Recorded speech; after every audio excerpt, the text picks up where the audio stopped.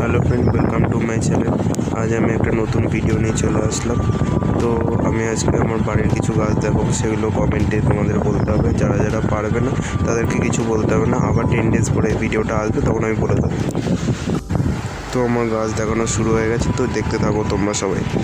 আমি যখন এই ভয়েস ওভারটা দিচ্ছিলাম তখন প্রচণ্ড নয়েজ আসছিলো, একটু ম্যানেজ করে নাও তোমরা সবাই।